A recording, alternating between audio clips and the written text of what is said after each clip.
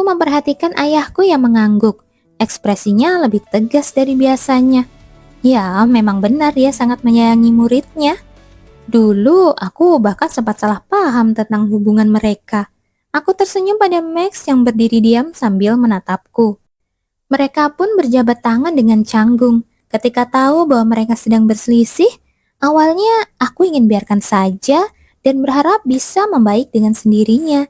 Tapi seiring waktu, Max dan ayah justru semakin menunjukkan permusuhan. Karena tidak ada tanda-tanda mereka akan berdamai, aku memutuskan mengambil tindakan. Walaupun harus berpura-pura sedikit.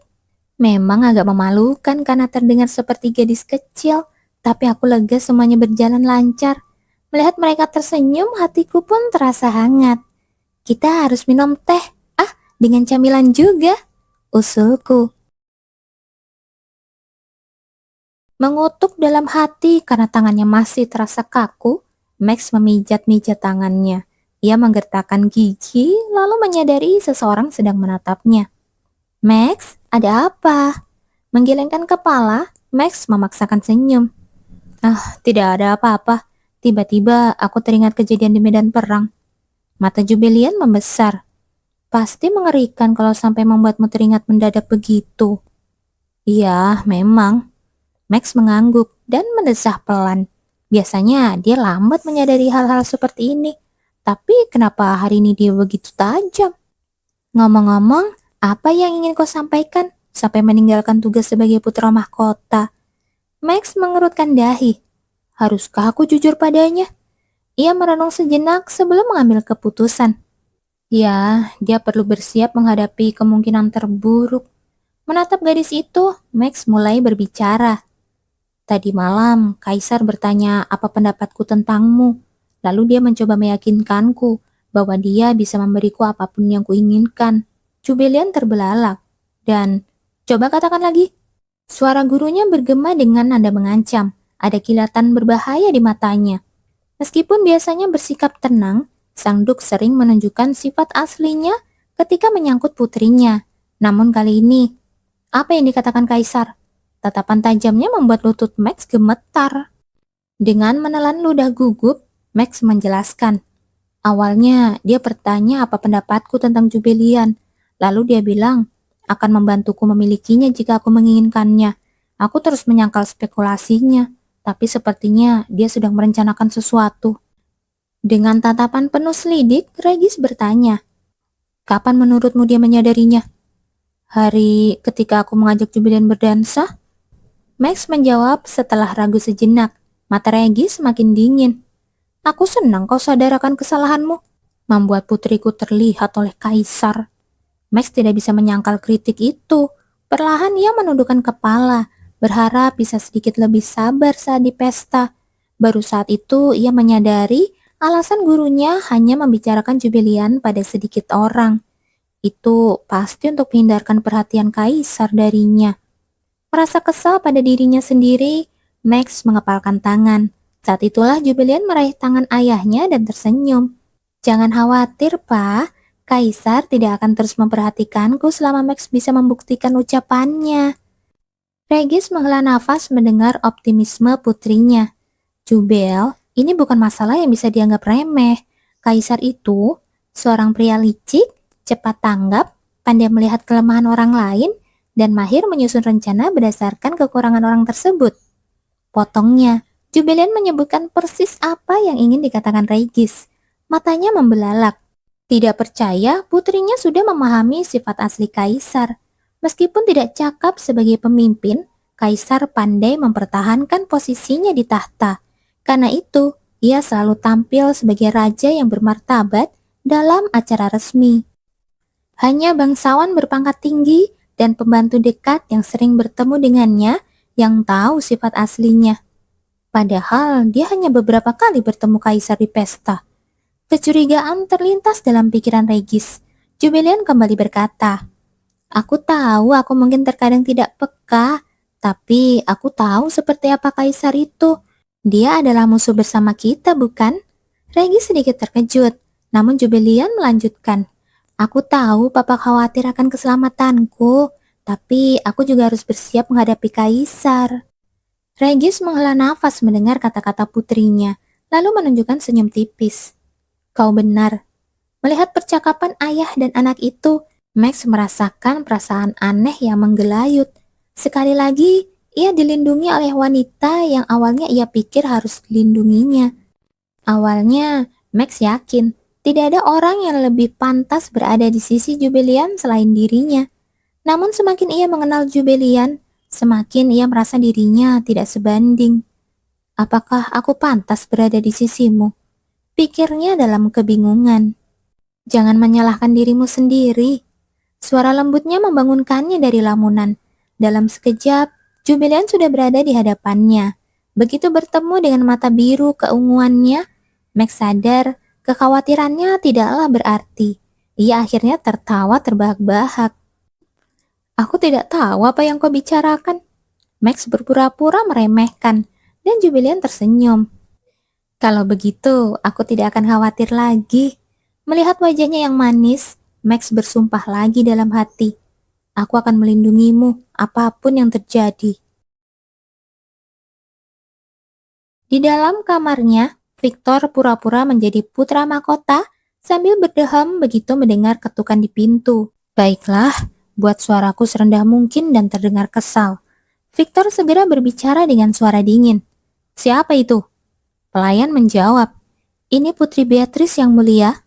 Jika orang lain, mungkin tidak masalah. Namun, Victor merasa tidak nyaman bertemu Beatrice. Dia telah menghabiskan banyak waktu di sisi putra mahkota selama pesta terakhir. Ada kemungkinan dia akan menyadari ada yang aneh. Katakan padanya untuk datang lagi nanti, katanya. Namun pintu berderi terbuka. Dari luar, Victor mendengar suara pelayan yang gelisah. Ya, Yang Mulia Putri, Anda tidak bisa. Meskipun dihentikan pelayan, Beatrice memasuki ruangan dengan langkah anggun.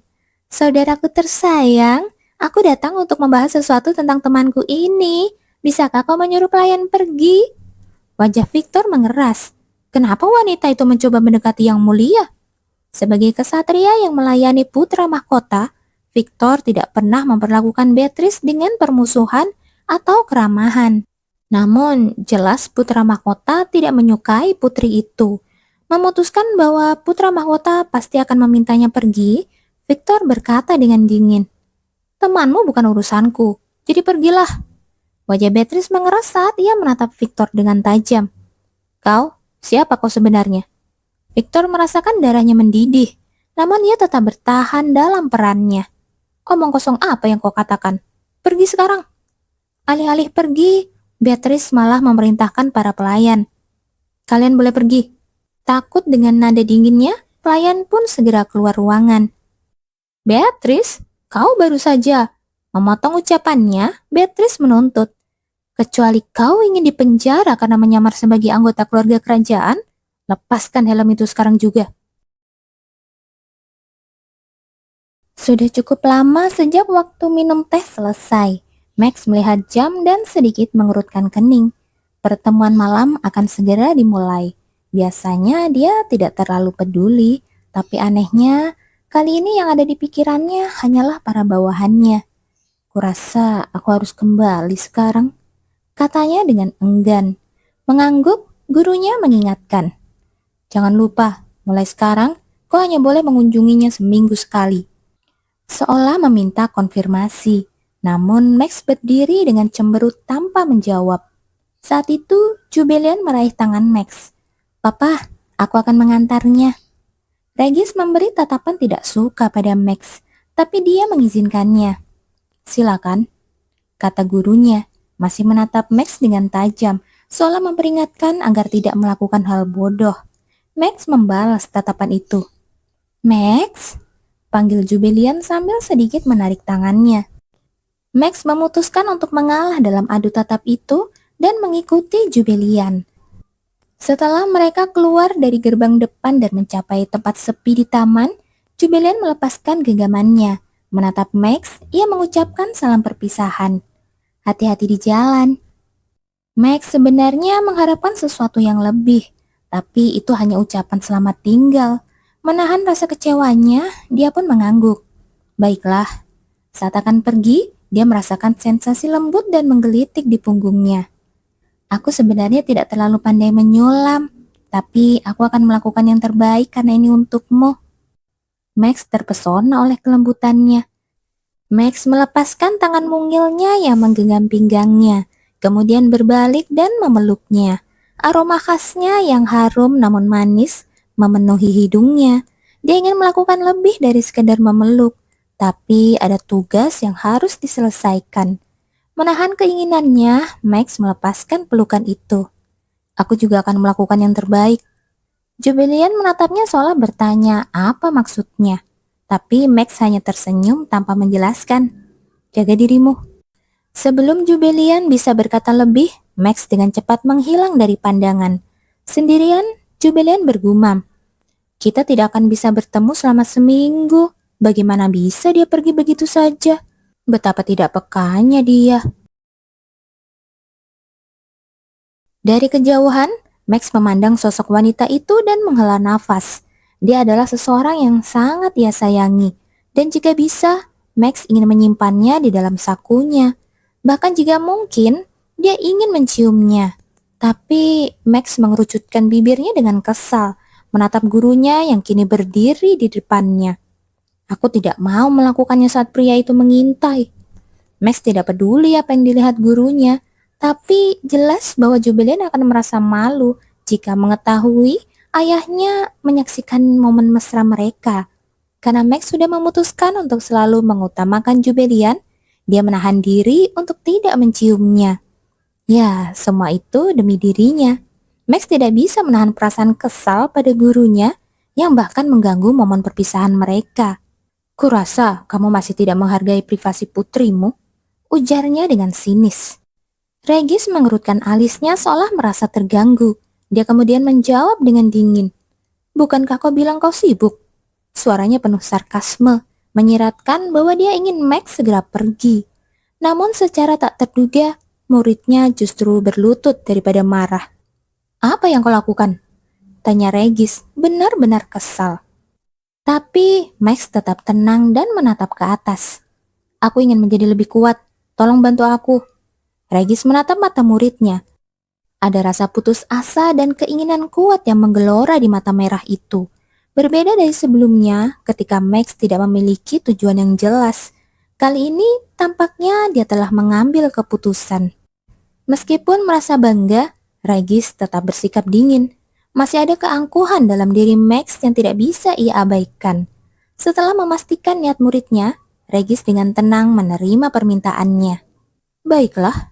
Begitu mendengar persetujuan gurunya, Max pun menghela nafas lega. Victor menelan ludah menatap Beatrice. Dia tidak mengerti bagaimana putri itu bisa mengetahuinya. Meskipun sifatnya berbeda dari putra mahkota, Victor memiliki postur tubuh, warna mata, dan nada suara yang serupa. Jika para pembantu terdekat pangeran mahkota dikecualikan, Beatrice adalah orang pertama yang berhasil melihat penyamarannya. Ini buruk dengan pemberontakan yang sudah di depan mata. Bagaimana bisa? Ini bisa menjadi kelemahan fatal, keluh Victor. Jadi maksudmu, kakakku sering keluar dengan meninggalkan seseorang sebagai penggantinya? Victor mengerutkan kening mendengar pertanyaan Beatrice. Tolong jangan memutarbalikkan jawaban saya sebelumnya. Saya sudah menjelaskan bahwa ini hanya untuk hari ini saja. Mata Beatrice menyipit mendengar jawabannya. Siapa yang percaya itu?